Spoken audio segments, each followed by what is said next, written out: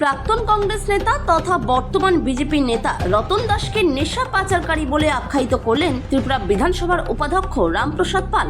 ত্রিপুরা 18 সূর্যমণিনগর বিধানসভা কেন্দ্র এলাকার কাঁঠালতলি বাজারে এক সভায় বক্তব্য রাখতে গিয়ে বিধানসভার উপাধ্যক্ষ রামপ্রসাদ পাল বললেন, বিজেপি দলকে বদনাম করার জন্য প্রাক্তন কংগ্রেস নেতা রতন দাস বর্তমানে বিজেপি দলে এসে নেশা পাচারকারীদের বিভিন্নভাবে সাহায্য করে যাচ্ছেন। রতন দাস একটা অপরাধী।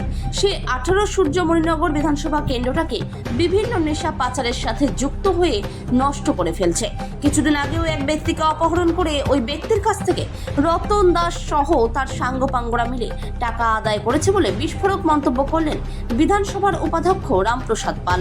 তারা নিজেদেরকে ভাবে যে এলাকায় যারা বিজেপির কার্যকর্তা তারা কিছুই করতে পারবে না।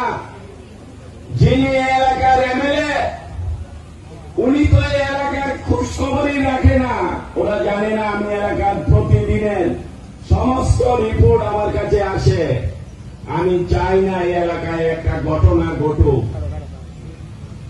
অর্থাৎ সিপিএম এর যে চক্রান্ত, কংগ্রেসের যে চক্রান্ত, তারা কিছু সুবিধাবাদী আমাদের পার্টির সাথে যুক্ত হয়ে তারা আমাদের পার্টিকে বদনাম করার জন্য, আমাদের পার্টির ইমেজ খারাপ করার জন্য, আমাদের পার্টির ভাবমূর্তি জনগণের কাছে খারাপ করে তুলে ধরার জন্য তাদের একটা চক্রান্ত। আর সেই চক্রান্তটা আমাদের পার্টির সাথে কিছু লোকদের সাথে মিশে তারা এই কাজটা করতে চায়।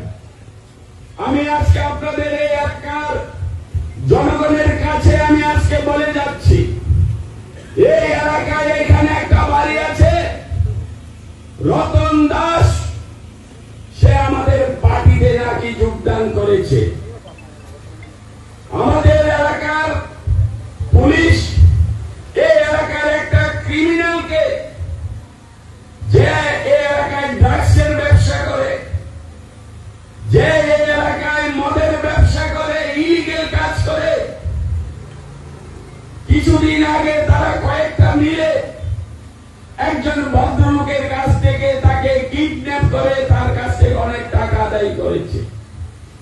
আমি ওসি বাবুকে বলেছিলাম, এই ধরনের ক্রিমিনাল এদেরকে কেন অ্যারেস্ট করছেন না? আমি কিন্তু এগুলি বরদাস্ত করব না। সে যদি আমার পার্টির সাথে যুক্ত থাকে, সে যদি আরো বড় নেতা হয়ে থাকে, আইন সবার জন্য সমান। আমি জানি না এই এলাকায় আমার কাছে কমপ্লেন এসছে, এখানে কয়েকটা কুখ্যাত